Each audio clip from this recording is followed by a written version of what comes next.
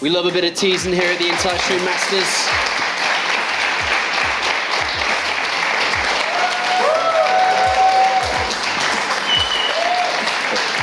I think it's all for God. Like I said, maybe it got drowned out because of the clapping, but we do love a bit of teasing here at the Interstream Masters. That's why Rotterdam's here. Welcome to the desk again, boys. A lovely purple shirt. Thank you, sir. I had a purple one on yesterday, I think it was. Purple is a great colour for these shirts. Especially on you, Sean. It really brings out your eyes. Really? Yeah. No, I always think black does. But if you say so, Rotterdam, you are the man with the style. Every time I'm here with you guys, like... You're just the so old awkward. I get it. The cringe is like maximum. You're the third leg in this relationship, Todd. I'm so sorry. Let's take a quick look at the bracket to check in with it as we've reached the halfway point of the day here on Saturday in the quarterfinals. We have the first semi, Sue and Fantasy, determined for tomorrow. And now it's time to go to the second half of the day. 2 best-of-5s remaining. It's Nerchio versus MMA coming up next. Team Acer go head-to-head. And of course, later on is the big one, 4GG versus Innovation. But let's get our head around this match coming up. This is a match we've seen a couple of times in the past now. And it's never, ever gone in favor of Nerchio, Roddy McCoddy. All right, but I mean, this is still the match that I was looking forward to the most at the start of the day. Even though the TvZ looks, of course, incredibly sick, but I really hope that we see some old school Nerchio magic. Like 2012 Nerchio, we could pretty much put him up against anyone, and he would always put up a good fight. He even made it to the finals once of an Intel Extreme Masters Cologne. That was 3 years ago. Back then, he lost in the final against MVP, but he has been an absolute beast, and he looked so good in the group stage, man. He looked surprisingly good. It wasn't even undeserved or that he sneaked his way through the group stage. Like, no, he deserved to win that group. He was the best player in that group on that day, and I really hope he's going to put up a good fight. What do you think about this series then, real fast? Yeah, on one hand, you have MMA, who, like you said, is like 6-0 against Nerchio, and I think it's like 13-2 in maps. So you're like, well, I guess MMA just wins, right? You, Thermal, earlier on this desk in an interview said, I hope I play Nerchio because when I play Nerchio compared to other Zergs, I just attack and he has nothing. So looking at all that evidence, you're like, MMA clear win, right? But at the same time, we were kind of counting out Nerchio in the group stage, and he showed us a lot of good things already. Roddy talked about it. Nerchio is one of the guys, that once upon a time was a title contender for a lot of tournaments he entered. He was second best, foreign player after Stefano. And he definitely has some fire in him. He's already showed it in this tournament. So can he find that again and beat MMA? It's going to be hard, but it might be possible. All right, well, we'll see if the possible can come true here. Let's talk a little bit about MMA then. So MMA, he's played in multiple Interstream Masters tournaments. This is his 4th one, actually. He's been a 2-time semi-finalist, which is a great record to have in the Interstream Masters. And he's 1 step away from getting another one. But in this tournament, he hasn't looked the best. And in his recent results and recent couple of tournaments, he also hasn't looked the best, and that's then reflected into his current standing in the WCS ranking, his recent finishes in tournaments. Why is he not quite the same player he was just 6 months ago? Yeah, I'm not exactly sure, because when he moved back to Korea, a lot of people did not expect to hear a whole lot from MMA anymore. They're like, yeah, it's great that you got runner-up at BlizzCon last year, but yeah, that was a great run and that could happen once, but you got most of your points by beating up on foreigners. So when you go back to Korea, man, you're going to have a very rough time. Made it into the semi-finals of the GSL in the first season. Yeah. Like, such a great run. So from that point on, I was like, man, I love it, because I have always been a little bit of an MMA fan. He's just such a cool guy to cheer for, and he was proving all the doubters wrong at first, but now I'm really not sure what to contribute it to. And I agree with you, by the way. In the first day, he didn't look flawless at all, and he played against Sue, correct, in Group A, and it wasn't close. No, it wasn't even remotely close. So maybe Nerchio can even take some pointers from those games. He made a very interesting tweet actually back then when he had the very good GSL run that he had not too long ago. He wrote something like form is temporary, class is permanent, and I think that's, I guess, describes him pretty well. He's been around forever. He had some epic games against Don Gregu and Metalopolis back in the GSTL, the good old days. He was one of the first guys, to be very consistent with everything, his upgrades, his macros, his drops.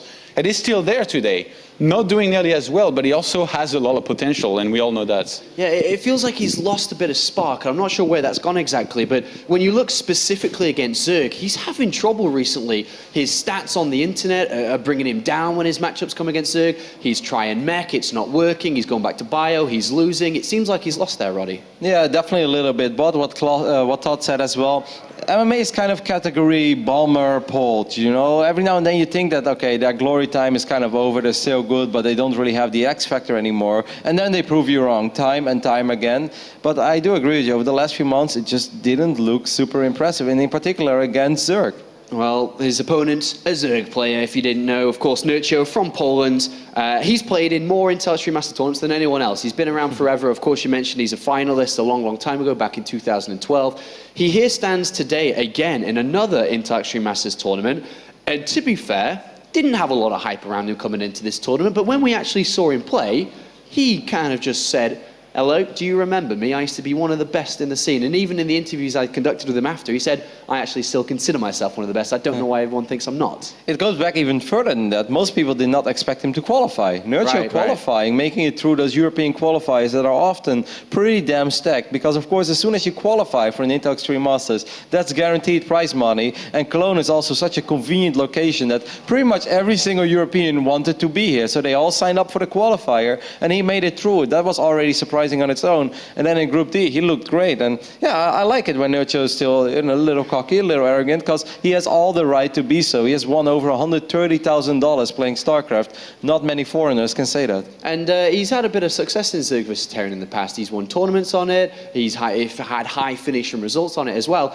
And the matchup hasn't changed really at all in recent times. Of course, there is these very fast, aggressive Hellbat pushes, but he knows this matchup inside out, Todd. Yeah, he does. And the thing also, like, I think one of the very important things here in StarCraft is that when a player doesn't play that many tournaments and you kind of falls off the surface here of StarCraft, people kind of start counting him out. And it's kind of what happened, I feel, with Nerchio, where he still plays a few online tournaments, but not that many that people will actually like see him as an active, pro gamer that's doing really well. So they're like, yeah, he's probably not doing that well, right?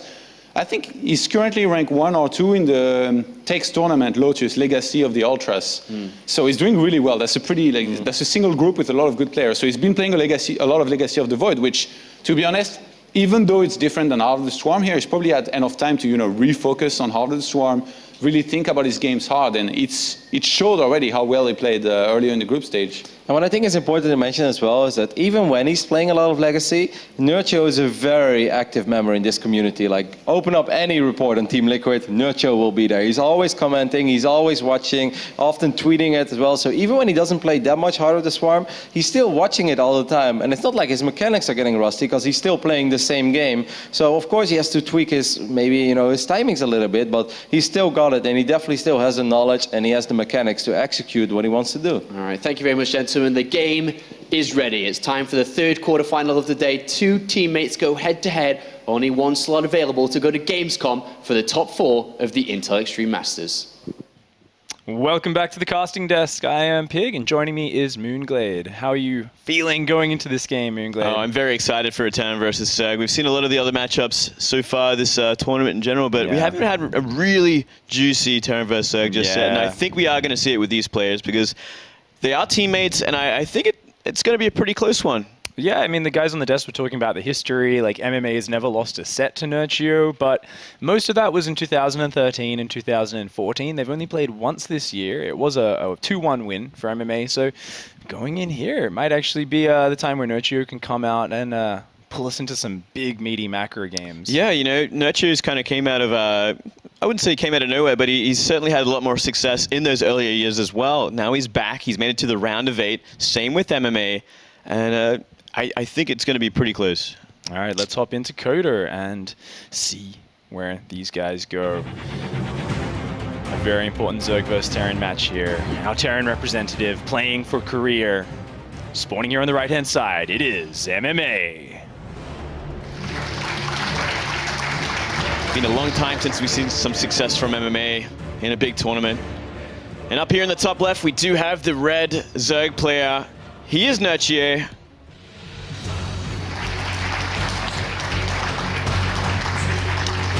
Two players that have been in the scene for a long time. Nerchio up there, as stable and focused as ever. Always looking very calm and in control when he's playing on the stage. Definitely some of the most experienced players we have here in StarCraft 2 as well. Both coming around near the start and both having a lot of success, especially in their regions. For MMA, as they were saying, he wants to get back on top. He had such a great, fast start to the year with that top 4 finish. Last year was fantastic, runner-up at BlizzCon, but I think this is one of his opportunities, with some early kind of knockouts in Season 2 and 3 of Star League and GSL. He really wants to come here and show what he's made of once again. Yeah, he certainly took a pretty big break this year after that initial GSL run. He kind of took a step back. He didn't find the success he had. Certainly looking at this as a big opportunity. So we see these builds start to unwind. We are seeing a pretty standard sort of Reaper opening and just a hatch first. Yeah, very good choice on this map for both players. The Reaper opening being quite strong as the Reaper can hop up that ledge into the main bases from very early on. And, going for that hatchery first, very typical so far. No sort of early pool first build. Nerchio actually following up with a 15 pool, so he's gone for a slightly faster one. He knows that MMA is such a good micro player, so he's going to make sure he's got those Zerglings out plenty early. That's right, and it is Nerchio after all, and if one thing we have seen, yesterday in previous matches, he's a very safe opener. He's never really taken many chances. With his build orders, he wants to take it to the late game. That's where he's always, kind of swinging towards. If he can get there, he's in the most comfortable place he can be. Oh, look at this. Nice, very safe play from Nerchio. As you were saying, the drone coming out right at the timing to check, is there a proxy barracks out here? Are there any SCVs or Marines coming in right now? He's just being completely safe because he knows MMA. MMA in the past has found a lot of success against Zerg by mixing in those 2-Rax plays. 2-Raxes, proxy Reapers, a lot of cheeky play does come from MMA, and Nerchio just looking for that peace of mind early game so he can, try and transition later and later and get to where he needs to be. I like how Funker just showed us the command center. MMA actually opted to put that on the high ground, maybe expecting some early Zerglings out of a pool first build. The Reaper is now going to come in, actually getting quite a bit of damage done on these drones. He's going to pick up 1 drone kill. Very, very nice to start the game. Kind of a surprise as well, it's usually kind of unheard of when you see these build orders, especially when you see the timing of that spawning pool, that a drone would go down from just a single Reaper opening. A little bit of an error at the start from Nerchio. MMA microing impeccably here with this Reaper. Does pick up another Zergling kill as well. This Reaper doing everything it wants to do. Putting pressure on the Zerg, forcing him to be distracted from his macro, and just being as annoying as possible while gathering all the information. He's staying in the main base because he wants to spot, are you mining gas? Are there any cheeky plays you can try to do here? And even forcing more lost mining time on those drones. And every kill he gets, or at least every piece of damage he does, every building he forces to be made to save the drone, it's kind of getting into Nerchio's head just a little bit. It can be a very frustrating start to a series, especially if you're dropping drones to a single Reaper harassment. We can already see the 3rd Queen isn't out very fast, but oh, a really nice catch there with the Zerglings from Nerchio. MMA getting a little bit too cute. He really annoyed Nerchio a lot there, and guess what? Because he was so distracted, we didn't see it on screen, but Nerchio forgot to pull his Overlord away from the natural. MMA ran down there with his 4 Marines, sniped that Overlord down, and that supply blocked Nerchio. So we can see, look at this, he's got so much money and he's just stuck on 36 supply, just delaying his droning. And these little edges MMA is getting are looking very promising. Yeah, frustrating game to start things off for Nerchio, but he doesn't seem like the kind of person that's going to let it get to him, at least after 1 game. So we do see Link Speed finish up here. He should be pretty safe against any sort of Hellion aggression, at least on his creep, though that creep is still in its very infant stages in terms of coming out into the map. Only 1 Creep Queen and only 1 Tumor active. Nerchio feeling threatened here, feeling like he's a little bit on the back foot, is going for that fast spine crawler there. And because that early Overlord died, keep in mind, Nerchio has no idea what's going on in MMA's base. If we look at his vision, he sees absolutely nothing here. Or for all he knows, there could be a big Hellbat attack coming, there could be Banshees, and this puts Nerchio in the awkward position of having to prepare for just about everything. Yeah, when this is actually the worst kind of place to be as a Zerg player at this stage of the game. Is it going to be 3 command centers? Is it 2? Is it a 2-base timing? Is it a mine drop with Marines? You just don't know until it actually starts to get onto your creep. It starts to move onto the map, which you do not have any map vision of, apart from these Lings running by. Absolutely. The Zerglings, though, did spot the medevac coming, and they are running into the undefended natural. There was no complete wall yet, forcing a lot of lost mining time, forcing the Hellions to return home. Meanwhile, that medevac is boosting towards the main base. It is going to be heading in there. More Zerglings are on the way, but they're not out just yet.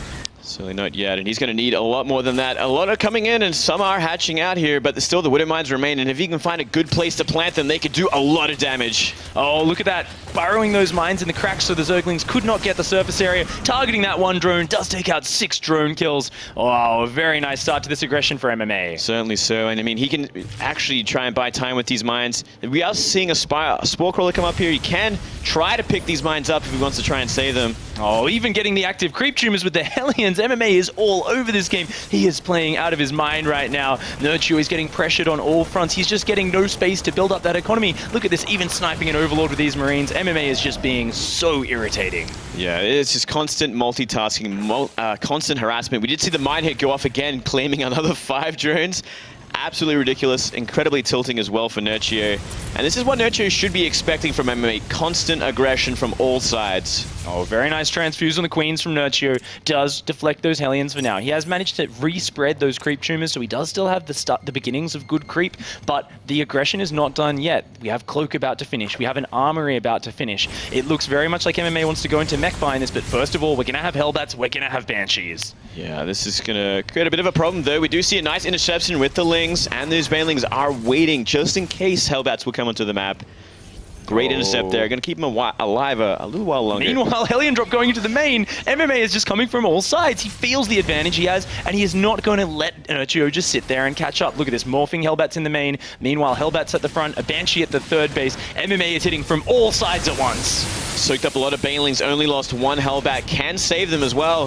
Very nicely done. As well as this complete disruption of the third base with this Cloaked Banshee. Oh, back at home, we see multiple factories being added on for MMA. More Banshees and Hellions are rallying across the map. The pressure is not letting up yet, but his third command center is already finished. MMA is making that transition, and because he's done so much damage here, Nerchio is in a lot of trouble. The Queen's coming in to defend, does manage to snipe down that Banshee, relieving a little bit of the pressure.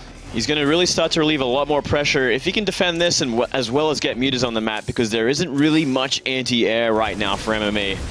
Oh. Here we go. Cute pickups on their Hellbats with that medevac, just picking up the weakened one and dropping it down so it doesn't get focused. There's only a few Queens here. He is morphing Banelings, but MMA splitting 2 Hellbats into the third. He is going to charge into this drone line, and he wants to kill these drones right now. He's chasing down the Queens as well, keep them out of range of this 1 Banshee, though 2 coming from behind should be able to clean it up. Banelings actually detonating a 1 Hellbat as well. Oh no, those Hellbats at the back are still killing Queens. The Hellbats at the third have killed 14 drones so far. Nerchio manages to hold on pretty impressively, but no, the drones running back into the Hellbat. Oh, this is horrible. Horrible situation. His economy is in shambles right now. You cannot afford to lose 17 drones at this point of the game. He is so far behind in economy. We're looking at the Harvesters, and there's still mules in play from 3 command centers. Oh, what does Nerchio have to do to get back in control of this game, Glade? That is an excellent question, and I mean, a counterattack with Zerglings to start things off, try and disrupt the mining of the third base is a good start, but he needs to identify what he's up against. He's going 1-1 with Lings, and it's mech, and usually, as a Zerg player, you don't really want to invest in these kind of upgrades this early on, unless you're planning to go to a later, maybe Ultralisk sort of tech, but it's miles behind. Just trying to get his basic infrastructure up right now, isn't he? He's seen the Thors, he should know what's coming, but he's just very far down in supply. Looking to stabilize, looking to get his economy up, because that's all he can focus on right now. And we do see a Roach Warren coming down for Nerchio. Seems like he may have just identified. It's like, okay, I know for sure you are going this. I probably need roaches on the map to help out against these Hellbats. And this is a good start for Nerchio to try and come back into this. He kind of has to take a step back, cool down a little bit. He's been under stress this entire game long. He's starting the creep spread again, stabilizing with his economy. He just really has to keep this going and try and avoid any sort of more economic damage. A second Roach Warren has actually gone down for Nerchio, and I think that's got to be a mistake, because if you're going double upgrades, I mean, really, that tunneling clause, it can help, but investing this extra money when you're already behind, like, Nerchio is looking at a situation where he just doesn't have the numbers. He does realize that now and replaces that Roach Warren with a Hydralisk Den. Good catch up by him. It would have been a pretty awkward sort of upgrade to have going as well, considering you are going +1 melee attack. So it's like, well, I mean, if you're going to invest that much into roaches, maybe you just want to invest in that ranged attack as well. Oh, Hellions are just distracting on the left-hand side, trying to pull the mobile defense over here. Meanwhile, a huge Hellion run by on the right-hand side of the map. It looks like it's going to dive in towards the third base. This is certainly one of the things you have to worry about. Whenever you're fighting a mech player, these Hellions, especially once Blue Flame has completed, are going to toast her in so quickly.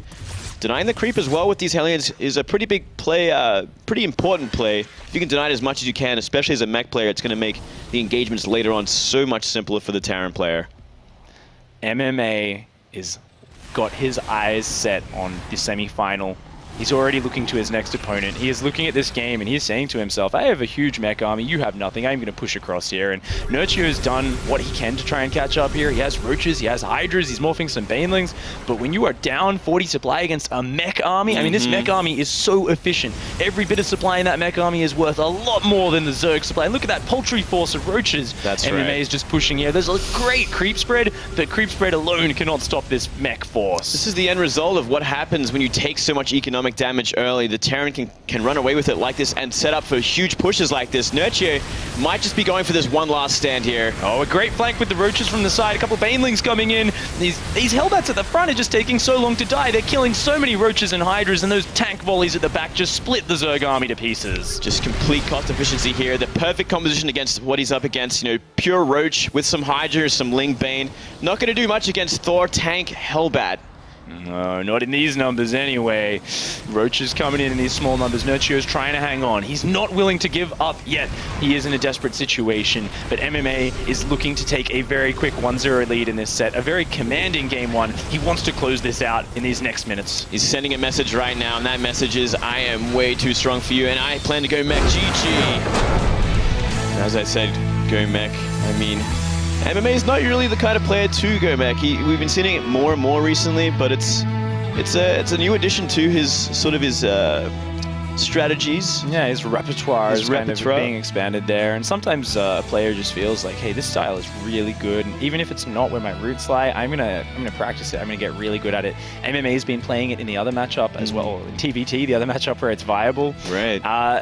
I really look at that game that we just saw as Nerchio being a little bit slow off the jumping block, like a little bit slow to start off the race, losing a drone early on, even though he caught that Reaper eventually, he lost so much mining time. It was annoying him, forcing delays. He forgot about his Overlord at the natural, it got sniped down. And from there, it just felt like he would have needed to play a really crisp, clean game and almost outplay MMA from there. But MMA showed as soon as there was like that weakness and he had that little bit of extra room, I feel like MMA spiraled out of control and he just had too much leeway to multi-prong. Yeah, when you kind of have that control of the game as a Terran player and you are doing that economic damage, it gets very comfortable. He's looking very confident. I mean, it is only game one of a best of 5, so you can't read too much into it from both players. Very important to stay calm at this time and focus on that second game. Don't want to let it run away from you just yet. MMA's had his ups and downs in his career, and he wants this tournament to be a new rise in his performance. He wants to do really well here. Let's hop into the next map on Terraform and take a look at what he can do. Spawning up here on the top left-hand side of Terraform, we have our Terran representative from Korea. It is MMA.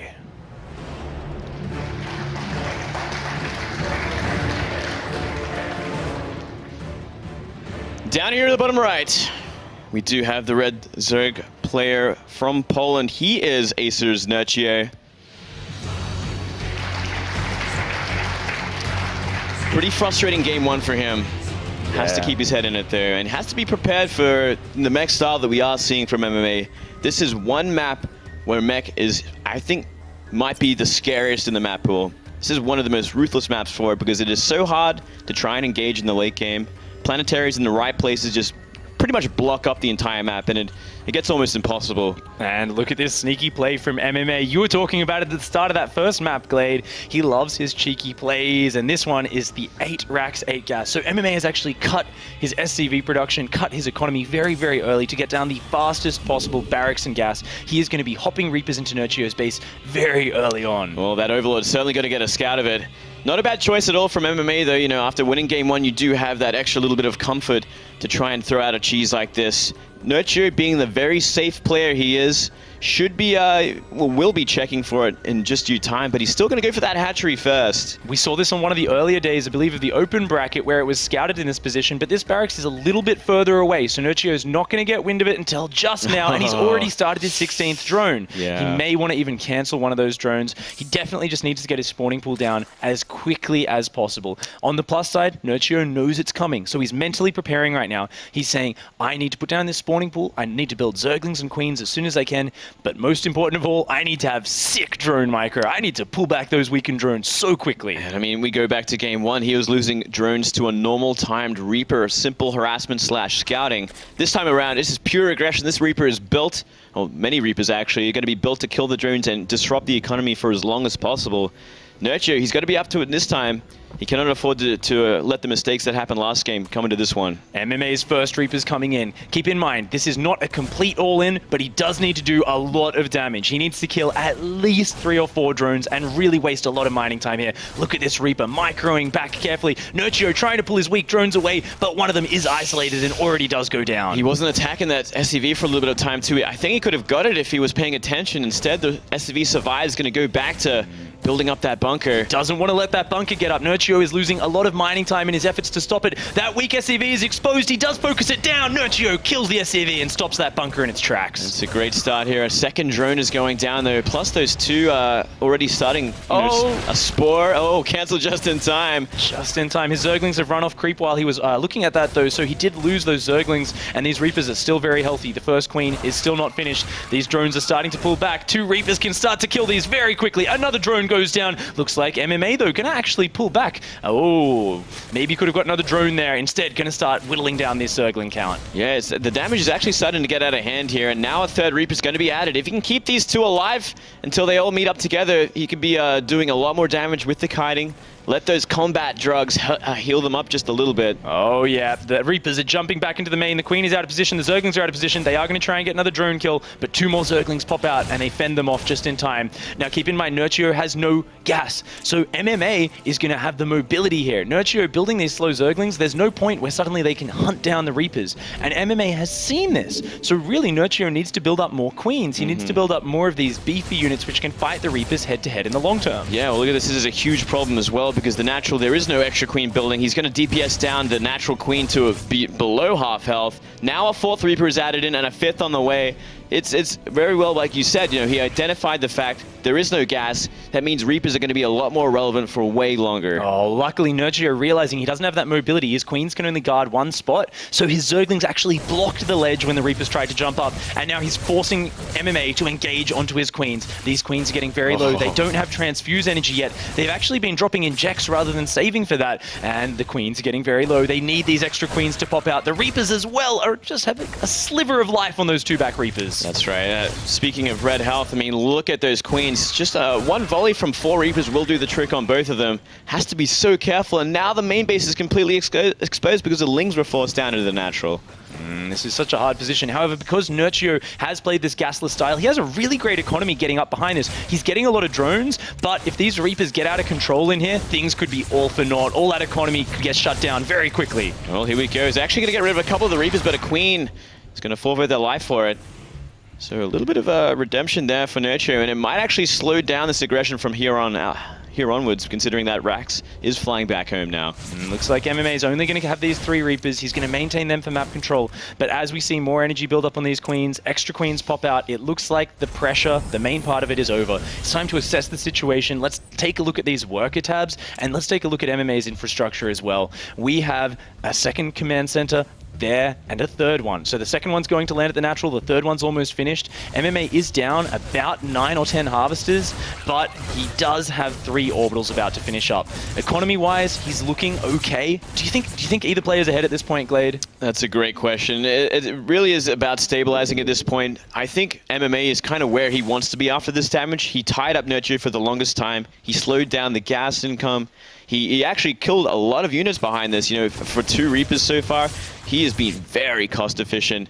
I think MMA certainly has the lead and the momentum right now. And it's about Nerchio kind of stabilizing from here, getting that 3rd base up and fixing his economy. Looks like these Queens have started to lock down the front. The 3rd base is actually well along at this point, and we do see a Roach Warren about to finish for Nerchio.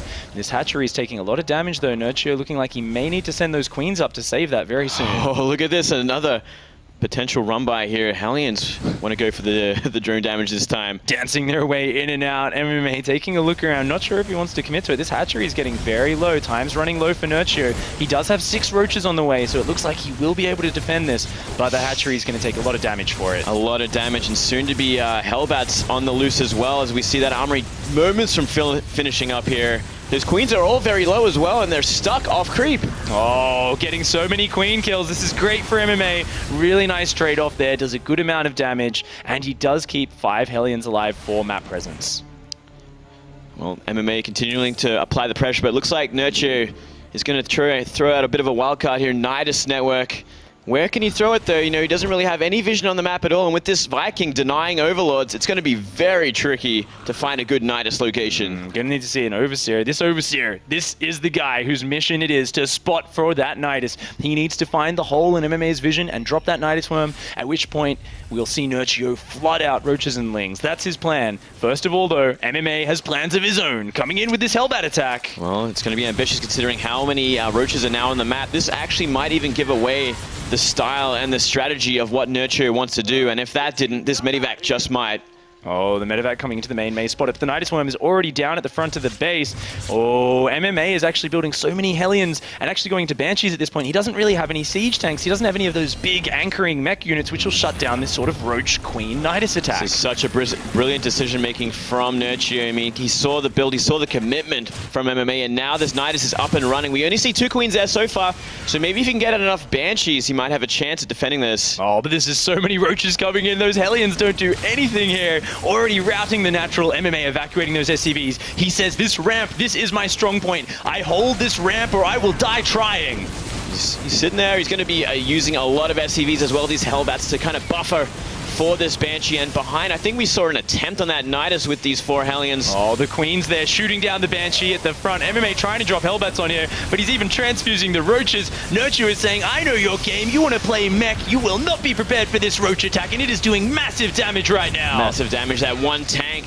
cleaned up a lot of the Roaches, but more and more coming in. The second tank comes out now, and he's still blocking the choke. Oh, it looks like MMA may actually hold this strong point. These Roaches are going down so quickly. Nerchio needs to pull out of there and just deny this natural. He needs to do more economic damage, and it looks like Nerchio is going to be held for now. It's going to be held. We do see a lot more Roaches on the way, and now, only now, is Nerchio going back into drones. So he committed a lot to this attack, but he's almost twice the supply because of it. MMA wants to reclaim this natural. These tanks are getting very eager to run down this ramp. Oh, he's doing a lot of damage to these Roaches. Nerchio is being a bit sloppy with his Roach control. He's got so many Roaches here. If MMA pushes down too quickly, he actually might be able to jump on top of those siege tanks. But with how many Roaches he's letting slip away, it could be really bad. Huge mistake there from MMA, accidentally lifting up his main base command center. That's going to be a pretty costly mistake at this point, considering he's only mining from that base. Oh, and he hasn't realized. No. He's actually set the rally point to the natural, and it's told the command center to move there, losing quite a bit of mining time there. Yeah, must be all on the same hotkey, so a little bit of a mistake there, uncharacteristically, but under pressure, not a surprise. Oh, Hellbat drop coming in, denying the mining on Nerchio's third, being a real pain in the butt for him. The Queen going down there as well. Very nice counter pressure from MMA. He knows he's taken a lot of damage. He needs to interrupt Nerchio booming up into economy and tech right now. Yeah, anything he can do at this point. It looks like he's finally going to stop this this Roach pressure at the front from happening. You know, he's got enough tanks and Hellbats together to push it back, but he's going to have to start dealing with this creep, or he's... I mean, the Zerg's going to have complete vision of his army for the longest time. That's a lot of creep spread to be sitting your army in the middle of. That's got to make MMA feel quite uncomfortable here. But he knows that he's taken a lot of economy damage, and he really needs to just be dropping those mules as fast as he can. Sitting in the middle of all these, it is going to be hard for Nerchio to spread any more creep tumors. Certainly so, and we do see that scan go down to wipe everything out. But, you know, regardless of all this, Nerchio must be in a great place. He must be feeling so confident right now. We do see him take that 4th base gold, but he knows he's done the economic damage from here. He's traded with the army pretty effectively as well. MMA is going to be pretty desperate at this point, and he's going to be looking for something a little crazy. MMA's got to be a little bit annoyed at how this game's gone so far. Being caught out by that Nidus Worm, a bit of a cheeky play surprising him. He's got to be a little bit frustrated with that. Now, his goal from here has to be to defend, to lock down, and to slowly rebuild. Nerchio, on the other hand, he has a lot of freedoms here. Is there any way that this game could slip away from him? What does Nerchio have to aim towards? The scary thing, especially up against the Terran going for this mech style, is letting it go to the late game. Nerchio characteristically likes to go there, but I feel if even Nerchio, if he lets it go that late, MMA can come back in a big way with a very cost-efficient army. He's going to be trying to limit that this game. We actually see a drop upgrade as well as overlord speed on that production tab. This may be an integral part of Nerchio's plan to drop lots of roaches and hydras in multiple locations and really abuse the immobility of MMA's mech. I love that. A very tricky style we haven't seen a lot of in a long time. Yeah, we certainly do not see many drops anymore, and they are hard to pull off, especially when there's big turret rings. We do see this drop as well. Oh, these Hellions coming in. MMA trying to be as annoying as possible, but not getting too many drone kills. The defense from Nerchio has been spot on here. Going to be cleaned up. Only for 4 drones, nothing too bad. Oh, Hellion run by on the top side as well. MMA coming in from multiple directions. He needs to do damage to slow Nerchio down. He doesn't want to let him just zoom up in economy. These Hellions coming in, picking up 7 drone kills already. They're going to run into the third base, but the Roaches shut it down before he can grab any more kills. And look at the supplies right now. It tells a big story about where Nerchio and MMA are at. The worker supply, the army supply, 120 to 61. Literally twice the supply right now. Nerchio is looking to end this. He's made such a huge swell of Roach, Hydra. He can drop them as well, but he also has Vipers, so he could be going for that Blinding Cloud attack first. And his frontal outpost of creep is still actually spreading creep backwards across the map towards Nerchio. He's got his queens up there, continuing to spread that. And this is just so fantastic, not only for launching an attack, but if MMA ever gets a chance to go on the offense, he is going to have to wade through an entire map of creep spread. It really is something else to see creep spread like that. Kind of fun. It brings you back to like TLO with these overlord drops with queens starting in the middle of the map and building outwards. But creep doesn't defend Hellions, unfortunately. These guys coming in for even more drone kills, really disrupting this high-yield gold mineral base. This is a fantastic pickup for MMA. These Hellions, they're not the important units later on in the game, so if he can trade these off to slow Nerchio down, trading a few Hellions there for 10 drones, that's a really good way to slow Nerchio down. Yeah, that gold base is so exposed. It must be the most vulnerable base we've seen on most maps, because if you can just simply run by behind, work on the mineral line, or simply just run by. Oh, the Vipers are coming in with some great blinding clouds. This is the moment Nerchio wants to seal this game, covering all the tanks in green blinding clouds. They are completely impotent, unable to fire at all, and the Roach Hydra is crashing through this army. Still massive amounts of damage, a lot of tanks from behind, and these Hydras are slow right now. They're still upgrading their Hydra speed, so he's going to be pushed back once again. Oh, he does kill a lot of MMA's army, though. It's still a fantastic trade, and if he can swing into this natural and get a bit more damage done, that would be great, but these other tanks at the third, they've moved far enough forward to all cover each other. Nerchio's backing off for the moment. We do see more and more tanks being made, as well as the upgrades finishing up here. Blue Flame nearly done. If MMA can deflect one more of these attacks like the way he did, it's going to be hard for Nerchio to try and drop the hammer and end this. Nerchio is actually getting a little bit over-eager here. Because of those drone losses, he's only at about, I believe that was like 62 drones? 60 drones right now. That's not a large economy. We can see it reflected in Nerchio's bank. Oh, his army up here has been spotted by MMA. MMA sieging these tanks, realizing, oh my, there's a huge ball of Roach Hydra sitting right there. A drop coming in from the south. He's going to be dropping right on top of this army while flanking from 2 sides. This should be more than enough this time around. Tanks have a very big weakness when it comes to multiple attacks, multiple angles, including drops, and the entire army has essentially been cleaned up. A masterful flanking engagement from Nerchio closes out Game 2 and equalizes the series at 1-1. Wow. Nerchio giving some back in a big way. That was a really nice game, especially when taking that damage early, defending, and, stabilizing and coming back with that beautiful Nidus decision. That was a sick play. I was looking for the drops and I was thinking, oh, we didn't use it in the first attack. That's such a shame. And then suddenly, out of nowhere, you've got this army coming from the top. You've got Roaches coming from the bottom, and MMA just got a little bit thrown off there. But hey, did we just see the jacket come off? I think we did. I think it's getting a little bit heated up here. A pretty big game, a frustrating way to go out as well. After claiming a little bit of a lead with that Proxy Reaper, I mean, I'm sure he thought to himself, you know what, I can very easily go into my mech style, and I should have no problem taking it to the late game. Masterfully done. Nerchio, on the other hand, I have to commend that early game. It was like messy. It was hard. It's so hard to hang on against that, especially when you opt for that gasless option. I think it's like the manliest way to actually defend that, where you're like, I'm not going to build a spine and I'm not going to take gas. I'm just going to defend with like slowlings and queens. And sure, he took 4, maybe 5 drone losses, but he was building drones in the middle of the aggression. Like, he was really towing that line of greed, and I just think having that level of execution, I mean, after a little bit of a sloppy beginning to the series, he came in that one just really beautiful form. Yeah, that confidence of being able to defend like that is something else as well.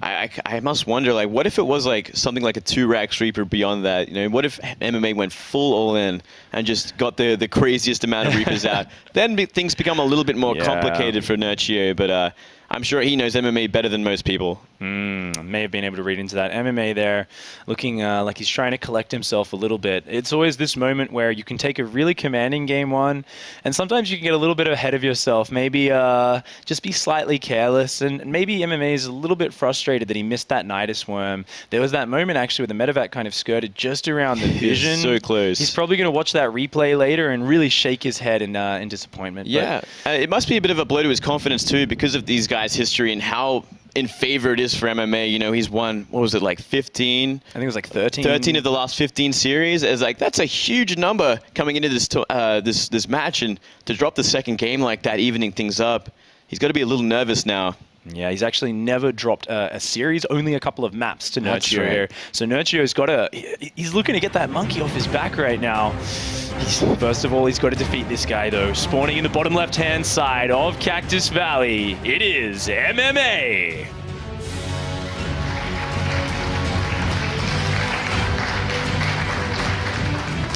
And now the Zerg player on a pretty comfortable map for his style, I have to say. In the red, he is Asia's Nerchio. Nerchio? A little bit of a question there. Yeah. I am Nerchio. Well, I mean, Cactus Valley. We could have a look at the map to start things off, because it is such a big, beautiful map, especially for the Zerg race. You have a lot of space between your opponents, much easier to get your bases up, and much less likely that you are going to suffer to any sort of early aggression, especially from proxies. Spot on. It's really hard for the Terran to do that. Of course, lately we have actually seen in the Korean scene a couple of people doing some cheeky 11-11 double proxy racks in the middle of the map at the Watchtower, but it doesn't look like that's MMA's plan this game. Now, in terms of the spawn locations, Glade, is this a good spawn location for Nerchio? I think cross-map probably would have been a little bit more favored, but, you know, this certainly isn't one of the worst ones. He'll probably have to go for his fourth if we're looking that far into the game, up to the north of his main base, which is quite a distance away. Most of the times he'll always want to try and expand as close as you can, but never towards the Terran player.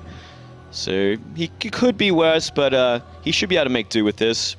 Interestingly, we were talking about the possibility of that proxy racks in the middle, and Nerchio is just playing so safe. We saw him send the drone to the middle of the map. He's coming home now. Nerchio is saying, I'm going to sacrifice a little bit of minerals because I know you're a cheeky guy, MMA. In the past, you've 2-racked me many times. I'm not giving you that opportunity here.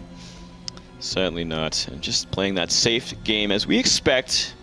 On the other side, though, MMA taking a more greedy approach because of the map, you know. Terran also kind of favor from this, being it a 4-player map, so hard for any sort of rush to come his way. Early Zerglings to maybe even stop that command center. Not going to happen. Command center first, quite a strong build on these 4-player maps. Something we see a lot of lately. I am very curious about MMA's mindset right now. I just really wish I could see inside his head. Is he thinking Cactus Valley is just a great mech map? We saw him do it against Sue the other day. Do you think he would actually throw mech out again? He seems to be the trend we are seeing with MMA in this matchup currently. I think, yeah, I'm almost getting that sense that he thinks this is the best way to play right now, and he's done it the last 2 games. I think he's going to keep doing it. Nerchio, on the other hand, he's gone for a very typical gas opening, and at this point in the series, you've equalized as Nerchio. You've got to be thinking to yourself, I can do this. You've got a bit of more confidence under your belt, and you as a professional Zerg player yourself, Glade, you would have had many experiences against Terran players where if things go bad, it can kind of spiral as a matchup, I think on either side, whether you're the Terran or the Zerg player. But after a win like that, do you think Nerchio is going to be feeling a lot more confident? Yeah, I think his win was a lot more solid, you know, much more of a message to come across. You know, it's like he wins that game in the late game, dominating like he did.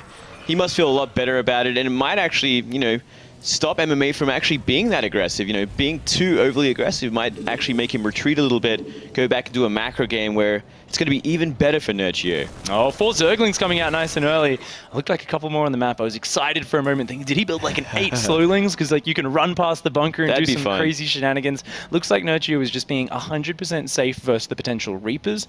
And this is just such a, you know, an identity we're seeing around Nerchio. He loves to play safe. He loves to get to that mid game.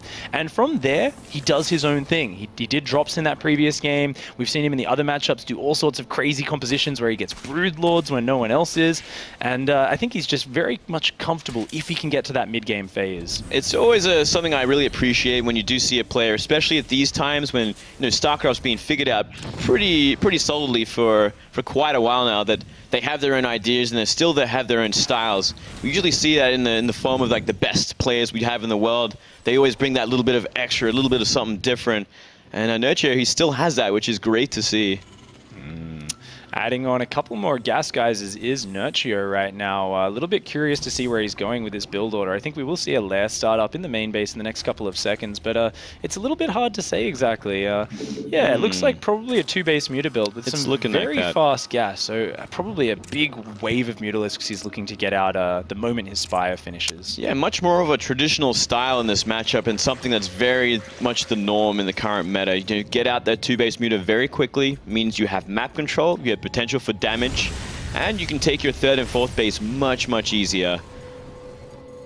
On MMA's side of the map, we do see that he's added that fast 3rd command center at the natural, and now a double engineering bay, I believe in the back of his main base. So that's actually the most greedy build you can do as a Terran player. 3 command centers, off a command center first, then your upgrades before any extra barracks, and only marine production. This is actually very vulnerable to something like a Roach Baneling attack, and that's why we see MMA looking for that information with this scan, and he sees extra gas geyser, a lair, and he says, I don't think there's anything dodgy happening here. I feel completely safe with my options this game. He certainly made the right choice for this kind of matchup and this kind of build order matchup.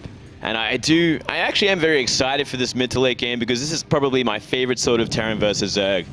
Muta, Ling Baneling up against, the bio style, bio mines. So explosive, so much attacking on the map, and it really comes down to pure macro more than anything else.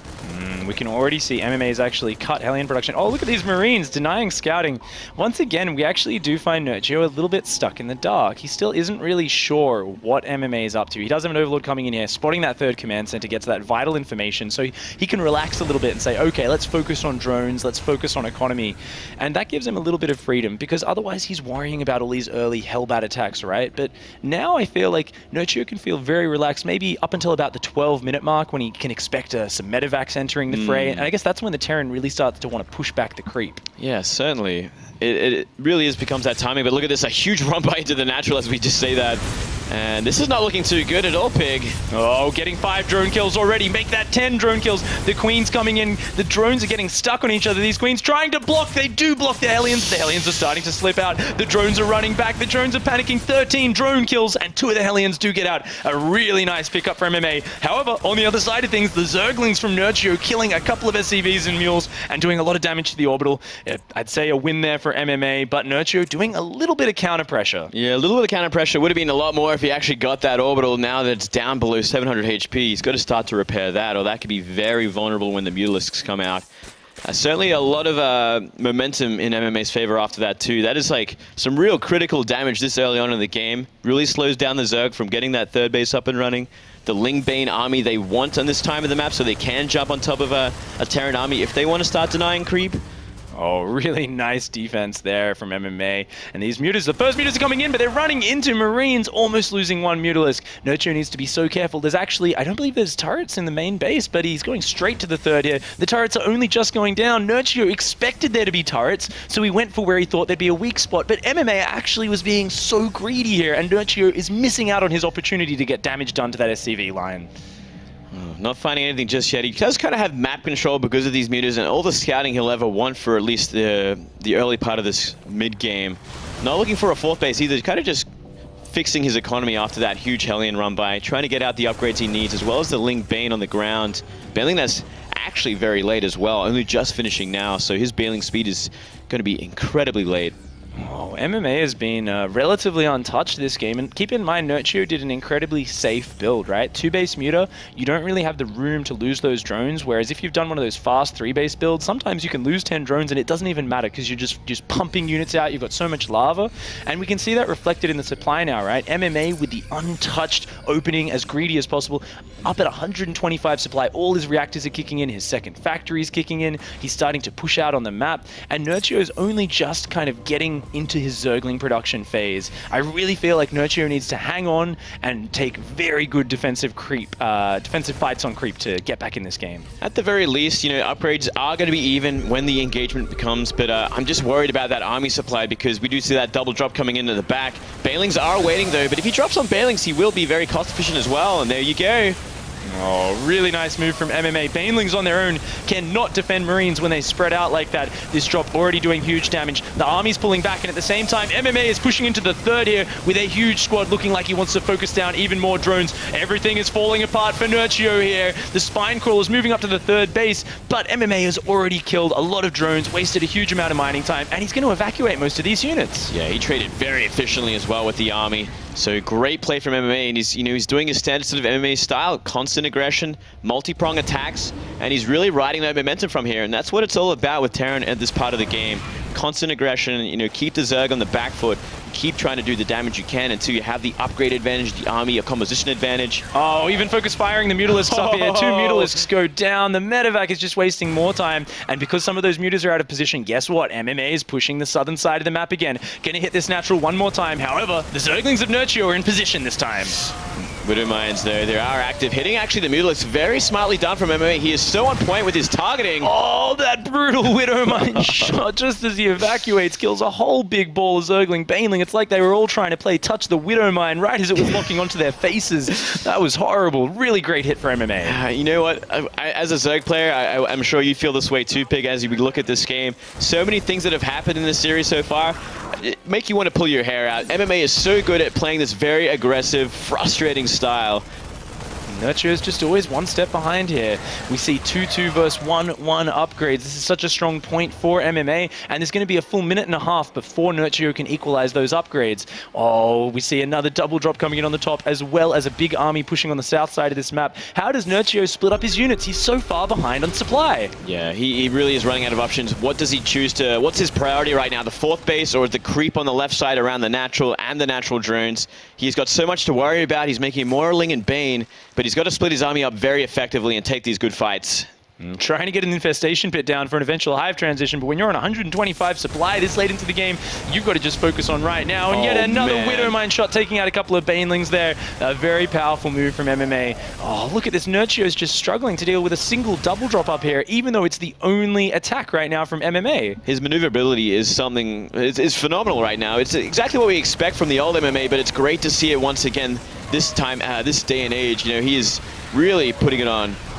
Really getting a lot of damage done there, buying a lot of time. Meanwhile, the creep on the southern side is beginning to recede, and a huge army is moving in here. There's not a lot of Widow Mines in here, but Nerchio just doesn't have a lot of stuff. Ooh, a couple of really good Baneling hits there. Actually getting a very nice trade, but MMA seems to have an endless horde reinforcing this. Yeah, he's got to split up a little bit better than that. And he's got to make sure those Marauders are in front to try and at least absorb some of the Banelings as well. But, the parade push has begun, and with a 40 supply lead like this, it's going to be a hard task for Nerchio to stop it. Oh, coming in with small squads of Zergling Baneling. Nerchio knows he just does not have the numbers to engage this all at once. The only way he can fight this is if MMA gets overeager, comes in a big clump, and the Banelings do work. Oh, looks like we are actually see one last big engagement, at least for Nerchio, with his current army as off creep essentially. Oh, so many Marines surviving that engagement. The Marauders at the front are tanking, and Nerchio is forced out of that game. One step closer to making it to Gamescom tomorrow. One more game for MMA. Rubbing his chin there, he feels like, there we go, that's more like it, that's what we've been planning. And interestingly enough, we were talking about how we think he's just going to keep going mech, changing it up that game. The mind games, man. And that really messes up with the Zerg players' ideas, right? If you can assume what your opponent's going to do in a game of StarCraft, you can really mentally prepare yourself, you're looking out for the tells. But once again, that game, remember MMA, he was denying scouting. He did a really greedy build, which is a bit different to his aggressive openings in the previous games. So he's changing it up completely and then doing a completely different mid to late game style. Yeah, he's really on point with his aggression so far and his mind games. And Nerchio, he's going to have to go into this next game and just, change things up again. Think about what he has to do, how he has to handle this. Will Nerchio be able to bring it back? Don't go anywhere, guys. We will find out right after this short break.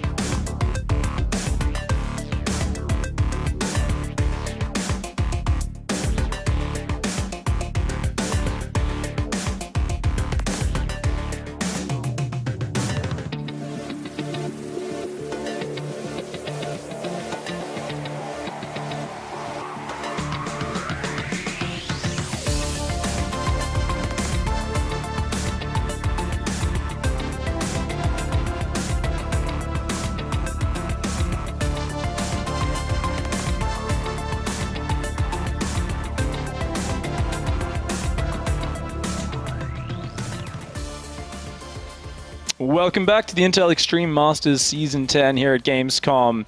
I am Pig. Joining me is Moonglade. We have just witnessed a few really cool TvZs. A bit back and forth this series so far, Moonglade. Yeah, constantly. I mean, it was really fun to see how it's turned out so far. MMA really showing some interesting styles. I love that he switched into Bio in that third game, completely throwing off Nerchio, and he just such impressive plays. He has such great control, which has always been one of the big things for MMA.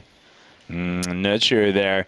His face getting a little bit red, feeling the pressure. You know, you get in that situation where you're in game, you play one of those games, and the Terran player is just pulling you this way, pulling you that.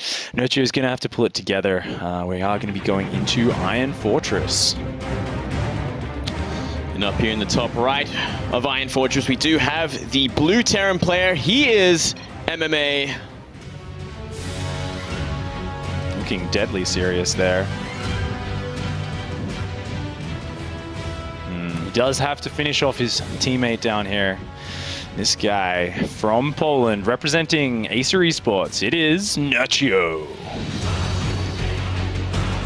Yeah, MMA's been surprisingly serious so far this series, this whole series, and like before, like his persona, the way he was acting, he didn't really want to smile at the camera, didn't want to wink or do anything crazy. He was completely focused. He was lasered in on this game. He knew what he had to do. He knew it wouldn't be an easy one either, especially up against a teammate like this. It's always hard when you're playing against a teammate. You don't want to show too much signs of elation when you're winning. You don't want to kind of rub it in their nose. And at the same time, you're also very afraid, right? Because they know how you play. You guys talk about the game together. You've sometimes lived together or practiced in houses together in the past. There's always this fear that this teammate of yours, your friend, your buddy, is also the guy who knows your weaknesses and knows how to exploit them. Always. It's always a problem. And it's an interesting sort of thing to worry about with a game like StarCraft, which is based on like a 1v1. It's never really a team game, so it's quite unusual that there are teams out there. It makes sense for practice, but beyond that, it can be a pretty complicated relationship. MMA here opting for that nice fast command center first again on this big 4-player map. I think Iron Fortress is such a great map for these kind of greedy openings from Terran. Sadly for MMA, it is cross-map, so it's going to be a very long rally path. And we really don't know what he's going to be throwing at us. Is it going to be mech? Is it going to be bio? Is he going to go for one of those very economic openings again? Or is he going to go hyper-aggressive? And all those thoughts have to be running through Nerchio's head right now. Certainly. I'd be very surprised, though, if we do see mech on this map, especially from MMA. I mean, this map is probably one of the harder maps to try and get away with it because of how far apart the third and fourth base is. So difficult to defend, so difficult to spread your tanks effectively in all directions like that. And we did see, MMA going for that bio last game on a pretty big map. You can go mech on it, but you can really apply the pressure with the bio style, and makes much more sense on this one, I think. I think it does, and I love to talk about how, I think bio is a much better choice on Iron Fortress. The third's further away. And then so many players just decide to go mech on it anyway, especially there's this guy called Flash, loves to go mech every TvZ on here, and I'm always a little bit surprised. Oh yeah, Sky High, of course, as well. Great player from CJ. very stubborn players will still do it no matter what. It's true. MMA, one of the more dangerous things as well is that he does do both. And I think that is the biggest fear that every Zerg player has, because it makes scouting so much more important. It's kind of so crucial. If the Terran player throws you off in the early game and you don't get a good scout off with the Overlord, then you find out later that you've been building the wrong tech, the wrong army against what you are going to be up against. You can simply just lose the game from then onwards. And it looks like MMA is going to be opting for a very early second gas, and what this means is he's most likely going to be going into Banshee play after this factory, and that's not necessarily an all-in attack or anything, but it does give him that air superiority, the ability to not only shut down any aggression from the Zerg, but also to apply very mobile harassment. Do you think that might just give him the option? Maybe he desires to go for the mech beyond this, because Banshee's always kind of lead on into something else like that, though. It's actually a really clean transition, isn't it? It's a very clean transition. Same time, though, you can go Hellion Banshee and go back into Bio as well. Interesting kind of order of the buildings here. MMA using the factory to build the tech lab. Looks like he is just mistimed that a bit, and it will swap over to build the Hellions. I thought he was about to start building siege tanks, and he does start Marines out of that barracks. I'm really curious what we're about to see here from MMA, because it's just a bit odd. It's a bit strange. We are actually going to see a tank, funnily enough. Do you think... Oh, okay. Tank drop? All right. Actually, if I think about MMA's recent games, if we go back to earlier on in the year, when he took out Dark in GSL Season 1, something he did on Deadwing, exactly what Funko was showing us there, is you can actually put a tank across here and it can siege the mineral line on the third base, just like he used to be able to do on Deadwing. And MMA used that build back then to great effect against Dark. And if he gets a faster medevac after this Viking, we'll know that's what he's going for. Otherwise, he could just be getting it for defense. Yeah, I do like this Viking. It's going to remove any sort of chance of this being spotted until the very last minute, though this tank is set up pretty outside that natural, so if a Ling tries to scout, he will see the tank as well. We'll see whatever comes out of that starport next. It'll really give us an idea of what's going on. Casting our minds back to early on in the previous game, I think Nerchio is going to be thinking, there is no way I am letting Hellions run into my base again this game. Last game, he sent all of his Zerglings around the map for a bit of a counterattack. I think he's just going to be locking everything down. If we look at this, he's got some nice map vision. He's taking his third, and he's actually rushing up to his Spire very fast. Yeah, another quick spy like this. I do like this. As well as, the third base nearly finished as well. So he's had a lot of freedom. Not really any pressure. No Hellions on the map to stop it because of that early command center. Interestingly, a single medevac is in production as well as Hellions, so this can be a great way to execute this. If we see that medevac pick up that tank, it can start sieging that third base, and the Hellions can guard it from any sort of Zergling flank. Very curious to see if he goes for that. It isn't the most all-in pressure by any means. However, let's keep in mind, Nerchio's actually done that unencumbered build. You said there, he's teched up really fast. He's actually going to have the Spire kicking in very soon. Doesn't Mutalisks just shut this down? They certainly would. If they are out in time, there's a very small window of opportunity for MMA with this aggression, and I think that Ling spotted that medevac. If he was paying attention to the one that was at the fourth base, he'd have an idea that it was there. So we do have a quick look at that Ling, and interestingly enough, not a tank drop. It's just going to be a Hellion drop. Very old school here from MMA, but something which can catch a player off guard. It's going to have a lot of fog of war to play with in this one. No sort of vision around the main base of Nerchio. Could come back to bite him. There's nothing here to defend. Oh, the Mutas are about to pop. They will be able to shut this down, but these Hellions are going to come in with nothing to stop them immediately. 4 drones already go down. A 5th drone goes down. MMA mistargeting a few of these drones. Does need to kill as many as quickly as possible. 1 Hellion goes down. Another one goes down. All the Hellions are dead. They did manage to pick up 9 drone kills, though. That was probably quite okay for MMA. I think that was worthwhile. It was worthwhile, if not only for the drone damage. The scout of the Muta's already out of the map. He's like, okay, I need turrets now. I need Widowmines in position to kind of deflect them for now. And he's got to try and get everything off the map because Mutas are going to try and shut down anything they find. The Mutas are coming straight across here. The Vikings running home. MMA is looking to consolidate, make sure there's nothing left out on the map. And this gives absolute map control to Nerchio. We can see the unexpected side effect of this is the creep spread that is now flooding across that map from Nerchio. He has the freedom to do this because MMA is thrust back into a defensive stance. Yeah, complete map control and complete lockdown for the Terran player. You know, he has no vision he has no idea what's going on the map right now. He could be a 4th base going up, along with all this creep spread. He could be going straight into Hive. There's all the options in the world for Nerchio right now. It's such a hard place to be as a Terran player. He did find enough damage that he can follow up pretty effectively, and we are seeing, looks like a double drop from one way and a single from the other. Can actually fly right over this Zergling here. It does change direction so quickly. MMA's reactions are so good. Not sure if Nerchio actually picked up on that. If we look at the minimap, the left-hand side is very bare of Overlords. Nerchio is only sending them out now, but they're slow Overlords. They're going to take a while to get in position to spot this. Now, keep in mind, though, just a couple of drops of Medivacs, like, there's Mutalisks out. If they catch this, they could shut this down very quickly. Oh, I think they just might too. They're rallied into them. MMA's got to be paying attention, and he's not. Oh, he boosts right past, starts to drop the Marines. The Mutas know they can't shut this off right now, and because the Zerglings have pulled out of position to support the Mutalisks, this drop over here is actually in prime position to get a couple of drone kills and waste a lot of mining time. Not really finding any critical economic damage so far. A big trade here. Oh, that's actually enough Marines to fight this, I think. But the Mutalisks focusing down the Medivacs takes away the mobility, takes away the real aggressive threat of those Marines. Very nice shutdown by Nerchio. It should give MMA the option as well to move his CC out into the map, take a 3rd base as well, try and even up the economy just a little bit here.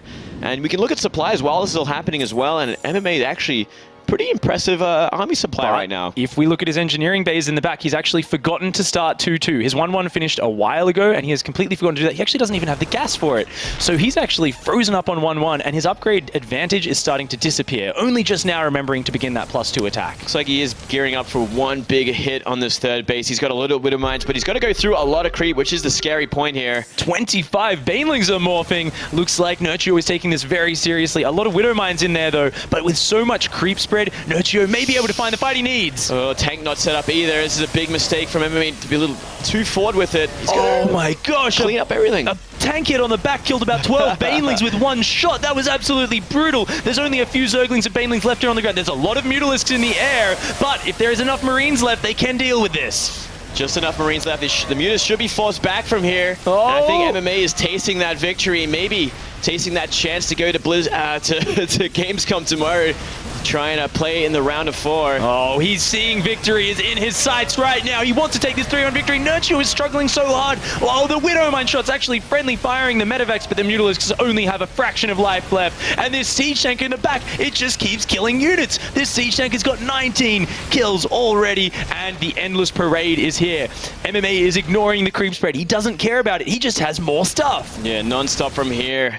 Nerchio really has to get an army together to try and overwhelm it completely and force him off the creep. If he can do that, he's going to be ahead in a big way, but as it is right now, down 30 supply, about to lose the 3rd base hatchery. He's in a lot of trouble. Oh, the 3rd base goes down. All the drones trying to run over to the 4th. Nerchio trying to just focus down some of these Widow Mines and then withdraw. He needs to make more Banelings, more Zerglings. He needs to hang on, but this is not an all-in from MMA. He has 3 bases fully saturated. He's got his 2-2 on the way. Nerchio needs to hang on, but he is seeing his tournament life disappear in front of his eyes. Well, he's got one more base up north to try and defend, keep the economy at least even.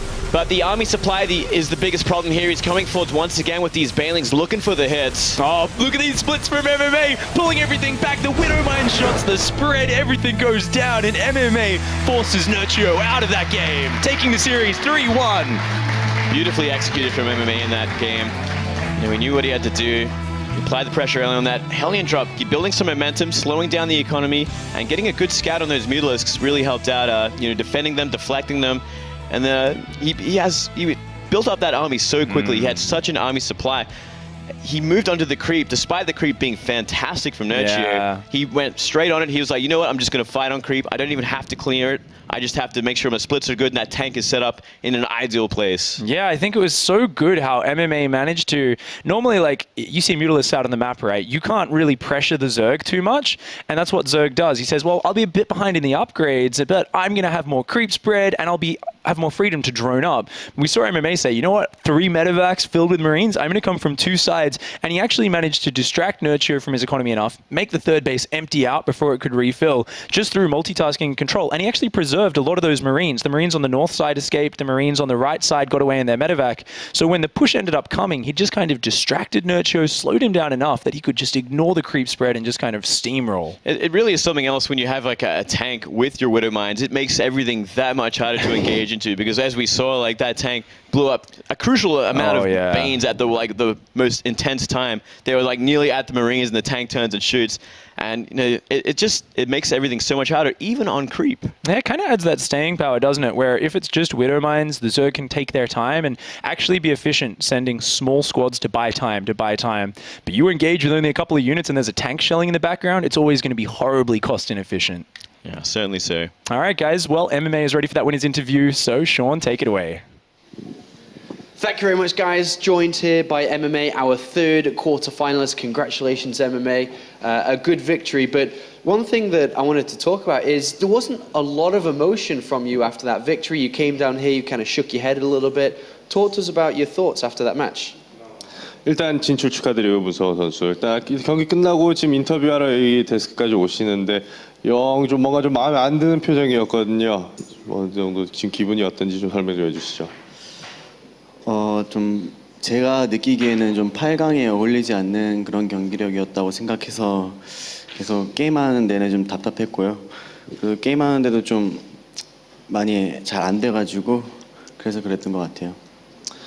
All throughout the games, I wasn't really myself. I didn't feel like things were going as normally. So first of all, I'd like to apologize for not showing you guys the greatest games, or at least the game that's worth it for round of 8, at least from me. Pretty sure things will change as tomorrow approaches. Well, very honest there, MMA, but don't think you need to apologise for getting to the top 4. It's your third semi-final now in the Intel Extreme Masters. Not sure if you know that or not. You got 2 in 2012 in Season 6, third one now. It's obviously not going to be an easy match in the semi-finals, no matter who it is, 4GG or Innovation. What are your thoughts on the upcoming potential match you could have? 자, 이제 IEM 참가하시면서 4강에 이제 3번째 올라오시는 게 되는데 2012년 뒤로는 약간 좀 딱히 IEM에서는 성적을 못 거두서 이제 여기까지 올라오게 됐는데 그 다음 상대가 박주 선수 아니면 이시영 선수거든요. 그 선수들에 대해서 어떻게 생각하시는지? 두 선수 다 정말 잘하는 선수라고 생각하고요. 박지수 선수는 또 유럽에서 살면서 지금 뭐 컨디션이나 뭐 이런 시차적응 같은 게 필요 없어서 더 유리할 것 같고, 또 신영이는 뭐 워낙 한국에서부터 잘하지만 얘가 해외만 나오면 마탱이가 가더라고요. 그래서 뭐 그것만 좀 잘 극복하면은 정말 재밌는 게임 나올 수 있을 것 같아요. 저는 뭐 그리고 뭐 둘 다 누가 올라오든 상관없어요. I'm not really concerned about who makes it or who becomes my opponent for tomorrow's matchup. But first of all, 4GG, great player, solid, and this is his home turf. I mean, it doesn't really look like, he may not look like one, but like this is his home turf. He lives here in terms of, time adjustments and everything. Like he feels home when he's in Europe. Innovation, he's from Korea. I mean, he's solid back in Korea, but every time he comes out to the foreign scenes, he has tendency to mock up and play really, really pathetically. Pathetically? So I don't know. Okay, so MMA mentioned he's not entirely satisfied with your games today. I mean, I know he understands everything, so I'm talking to you, but I know you can understand everything anyway. What has to happen overnight? Is it a good night's sleep? Is it really good food? Is it a lot of beer to sleep well? I mean, what needs to happen tonight to make sure you feel great tomorrow? 자, 문성원 선수 아까부터 계속 경기가 좀 마음에 안 들었다, 오늘 경기를 마음에 안 들었다 하셨는데 내일 이제 4강 그리고 결승도 남아 있는 만큼 어떤 식으로 컨디션 관리에 들어가실지요? 일단 빨리 숙소로 들어가서 좀 편안하게 쉬어야 될 것 같고요. 그리고 이제 신영이랑 그 뽀지 선수 경기 보면서 좀 전략을 구상해 봐야 될 것 같아요. I think I need to get to my hotel ASAP. Sleep first. Wake up feeling fresh. Check out the VODs on whoever that made it through. Okay, one final question then. So when you wake up in the morning of a tournament, what's going through your mind? So this morning, tomorrow morning, is it only thinking about the games? Is it relaxing? Jaedong, for example, likes to go for a run to clear his head before the games come up. What happens in MMA's mornings? 경기 당일날 이제 일어나서 이재동 선수 같은 경우에는 한 바퀴 좀 달리기를 하면서 좀 정신도 좀 차리고 정신 집중하는 그러고 또 누군지 말은 안 하겠지만 아침에 일어나면 꼭 모닝 응아를 하러 가는 사람들도 있는데 컨디션 관리를 당일날 어떤 식으로 하시는지요? 저는 유럽 올 때마다 저희 친구 블라이랑 같이 방을 쓰는데 걔랑 저랑 좀 많이 극과 극이에요. 그 친구는 좀 선풍기 바람을 쐬면은 좀 되게 싫어하는 타입이고 저는 되게 더워가지고 선풍기를 꼭 쐬야 하는 타입인데 그래서 문도 못 열게 하고 저는 더워 죽겠고 그래서 지금 호텔 안에서 좀 많이 힘든 상황이에요. 그래서 지금 블라이가 오늘은 좀 배려를 해줘서 이길 수 있지 않았나. 오늘은 선풍기 켜고 자게 해줬거든요. Normally when I come to European tournaments, I always share a room with Bly. Bly is absolutely an amazing guy, but here's a little thing. Him and I, we get together outside, well outside of the hotel, but inside the room, he likes to sleep in an absolute heating, confined heat. He likes to sleep with that. And I can't really do it. I need fan. I need cool breeze hitting my face. Today, actually, well, I guess that's last night. But last night he let me, have the fans turned on. So I think that's how I was able to somehow manage through today. And I'm pretty sure he'll do the same for me, tonight. So I guess it's with all the on Bly, fan basically. On, it's all on the Bly. It's all on the Bly. Bly, I know I can see you right there. Fans are on tonight, mate. Thank you very much, MMA fighting, ladies and gentlemen. MMA makes it to the semi-finals and will play at Gamescom tomorrow. Congratulations once again, MMA. Do you believe now? Yeah, I believe. Yeah, he believes. He believes. Hashtag believe.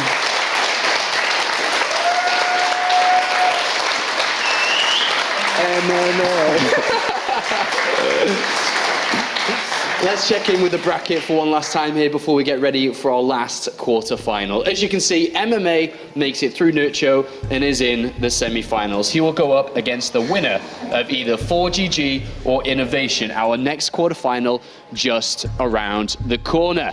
Do make sure to check out all the action, as always, at plays.tv. I know some of you are just tuning in, just waking up in America right now. Go to plays.tv, see all the highlights, find recommendation videos, and all the first-person shots from our players this weekend. We're going to a break. When we come back, 4GG goes up against Innovation in a Terran vs. Terran you don't want to miss.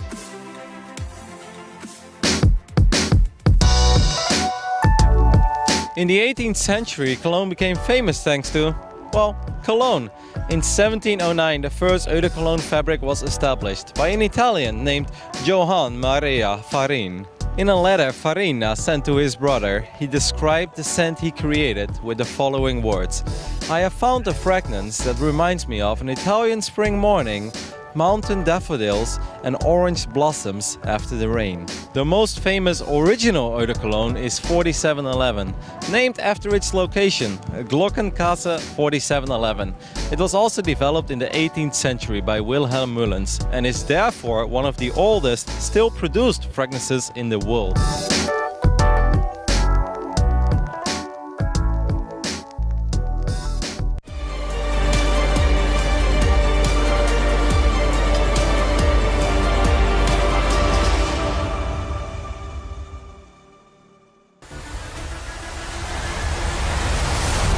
Reaper does pick up another Zergling kill as well. This Reaper doing everything it wants to do, putting pressure on the Zerg, forcing him to be distracted from his macro, and just being as annoying as possible while gathering all the information. He's staying in the main base because he wants to spot, are you mining gas? Are there any cheeky plays you can try to do here? And even forcing more lost mining time on those drones.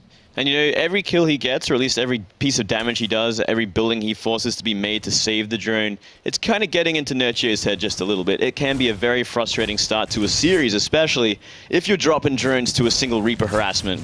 We can already see the third queen isn't out very fast, but a really nice catch there with the Zerglings from Nerchio. MMA getting a little bit too cute. He really annoyed Nerchio a lot there, and guess what? Because he was so distracted, we didn't see it on screen, but Nerchio forgot to pull his Overlord away from the natural. MMA ran down there with his 4 Marines, sniped that Overlord down, and that supply blocked Nerchio. So we can see, look at this, he's got so much money and he's just stuck on 36 supply, just delaying his droning. And these little edges MMA is getting are looking very promising.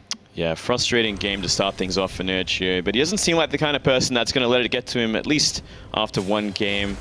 So we do see Link Speed finish up here. He should be pretty safe against any sort of Hellion aggression, at least on his creep, though that creep is still in its very infant stages in terms of coming out into the map.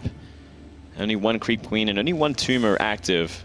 Nerchio feeling threatened here, feeling like he's a little bit on the back foot, is going for that fast spine crawler there. And because that early Overlord died, keep in mind, Nerchio has no idea what's going on in MMA's base. If we look at his vision, he sees absolutely nothing here. Or for all he knows, there could be a big Hellbat attack coming, there could be Banshees, and this puts Nerchio in the awkward position of having to prepare for just about everything. Yeah, when this is actually the worst kind of place to be as a Zerg player at this stage of the game. Is it going to be 3 command centers? Is it 2? Is it a 2-base timing? Is it a mine drop with Marines? You just don't know until it actually starts to get onto your creep, starts to move onto the map, which you do not have any map vision of, apart from these Lings running by. Absolutely. The Zerglings, though, did spot the medevac coming, and they are running into the undefended natural. There was no complete wall yet, forcing a lot of lost mining time, forcing the Hellions to return home. Meanwhile, that medevac is boosting towards the main base. It is going to be heading in there. More Zerglings are on the way, but they're not out just yet. Certainly not yet, and he's going to need a lot more than that. A lot are coming in, and some are hatching out here, but still the Widow Mines remain, and if he can find a good place to plant them, they could do a lot of damage. Oh, look at that. Burrowing those mines in the cracks so the Zerglings could not get the surface area. Targeting that one drone does take out 6 drone kills. Oh, a very nice start to this aggression for MMA. Certainly so, and I mean, he can actually try and buy time with these mines. We are seeing a Spore Crawler come up here. He can try to pick these mines up if he wants to try and save them. Oh, even getting the active creep tumors with the Hellions. MMA is all over this game. He is playing out of his mind right now. Nerchio is getting pressured on all fronts. He's just getting no space to build up that economy. Look at this, even sniping an Overlord with these Marines. MMA is just being so irritating. But in this tournament, he hasn't looked the best. And in his recent results and recent couple of tournaments, he also hasn't looked the best. And that's then reflected into his current standing in the WCS ranking, his recent finishes in tournaments.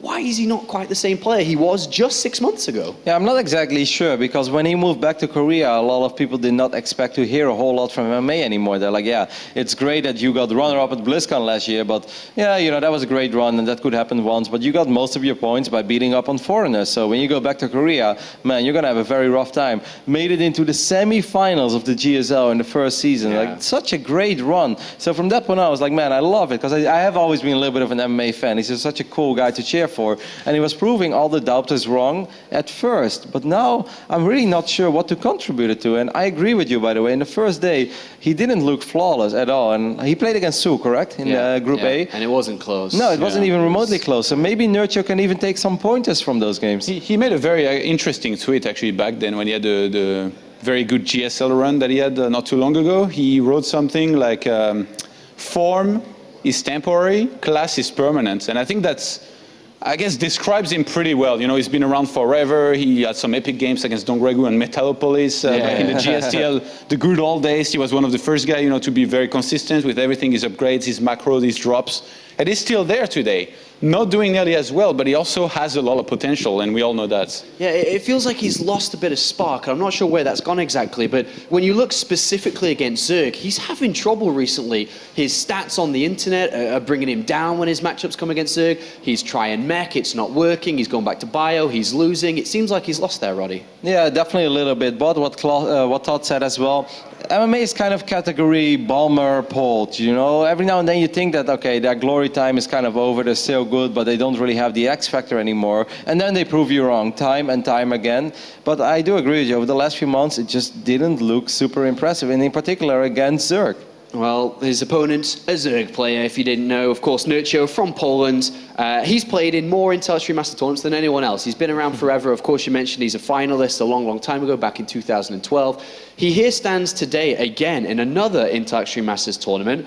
And to be fair, didn't have a lot of hype around him coming into this tournament, but when we actually saw him play, he kind of just said, "Hello, do you remember me? I used to be one of the best in the scene." And even in the interviews I conducted with him after, he said, "I actually still consider myself one of the best. I don't know why everyone thinks I'm not." It goes back even further than that. Most people did not expect him to qualify. Nerchio qualifying, making it through those European qualifiers that are often pretty damn stacked. Because of course, as soon as you qualify for an Intel Extreme Masters, that's guaranteed prize money. And Cologne is also such a convenient location that pretty much every single European wanted to be here. So they all signed up for the qualifier, and he made it through. That was already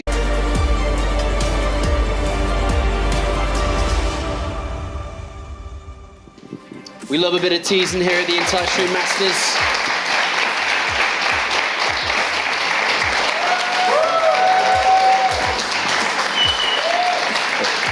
I think it's all for God. Like I said, maybe it got drowned out because of the clapping, but we do love a bit of teasing here at the Intel Extreme Masters. That's why Rotterdam's here. Welcome to the desk again, boys. A lovely purple shirt. Thank you, sir. I had a purple one on yesterday, I think it was. Purple is a great colour for these shirts. Especially on you, Sean. It really brings out your eyes. Really? Yeah. No, I always think black does. But if you say so, Rotterdam, you are the man with the style. Every time I'm here with you guys, like... You're just the other one. I get it. The cringe is like maximum. You're the third leg in this relationship, Todd. I'm so sorry. Let's take a quick look at the bracket to check in with it as we've reached the halfway point of the day here on Saturday in the quarterfinals. We have the first semi, Sue and Fantasy, determined for tomorrow. And now it's time to go to the second half of the day. 2 best-of-5s remaining. It's Nerchio versus MMA coming up next. Team Acer go head-to-head. And of course, later on is the big one, 4GG versus Innovation. But let's get our head around this match coming up. This is a match we've seen a couple of times in the past now. And it's never, ever gone in favor of Nerchio, Roddy. All right, but I mean, this is still the match that I was looking forward to the most at the start of the day, even though the TvZ looks, of course, incredibly sick. But I really hope that we see some old school Nerchio magic. Like 2012 Nerchio, we could pretty much put him up against anyone, and he would always put up a good fight. He even made it to the finals once of an Intel Extreme Masters Cologne. That was 3 years ago. Back then, he lost in the final against MVP, but he has been an absolute beast, and he looked so good in the group stage, man. He looked surprisingly good. It wasn't even undeserved or that he sneaked his way through the group stage. Like, no, he deserved to win that group. He was the best player in that group on that day, and I really hope he's going to put up a good fight. What do you think about this series then, real fast? Yeah, on one hand, you have MMA, who, like you said, is like 6-0 against Nerchio, and I think it's like 13-2 in maps. So you're like, well, I guess MMA just wins, right? You Thermal earlier on this desk in an interview said, I hope I play Nerchio because when I play Nerchio compared to other Zergs, I just attack and he has nothing. So looking at all that evidence, you're like, MMA clear win, right? But at the same time, we were kind of counting out Nerchio in the group stage, and he showed us a lot of good things already. Roddy talked about it. Nerchio is one of the guys, that once upon a time was a title contender for a lot of tournaments he entered. He was second best, foreign player after Stefano.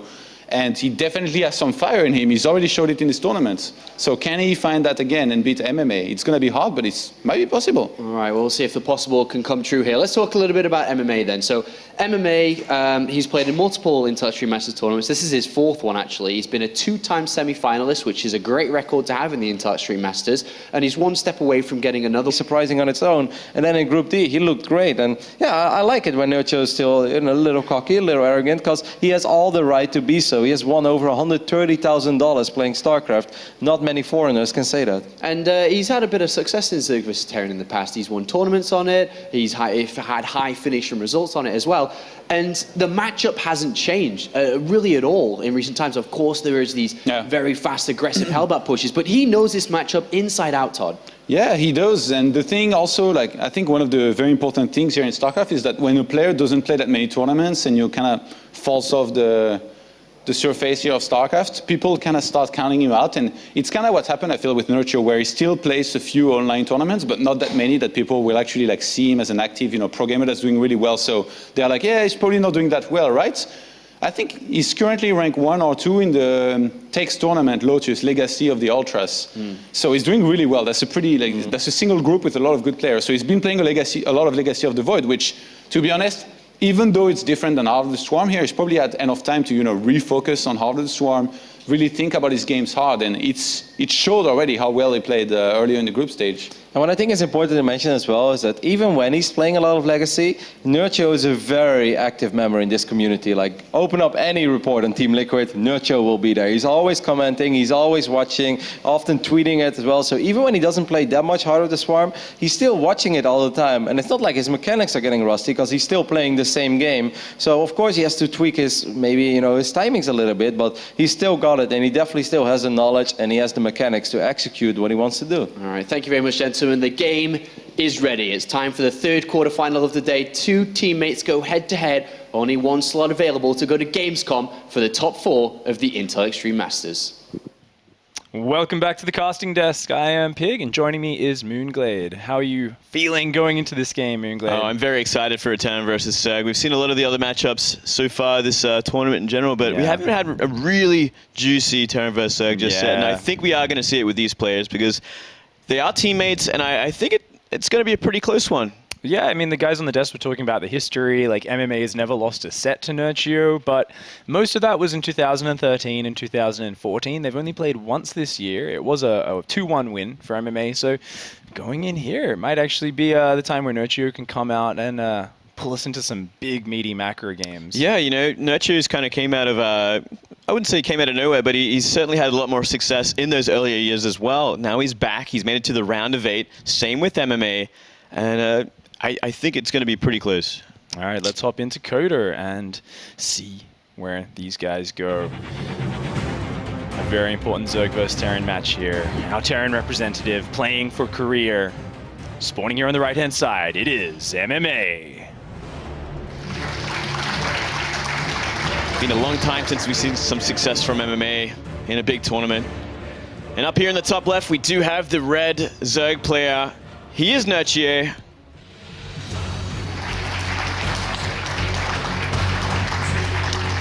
Two players that have been in the scene for a long time. Nerchio up there, as stable and focused as ever. Always looking very calm and in control when he's playing on the stage. Definitely some of the most experienced players we have here in StarCraft 2 as well. Both coming around near the start and both having a lot of success, especially in their regions.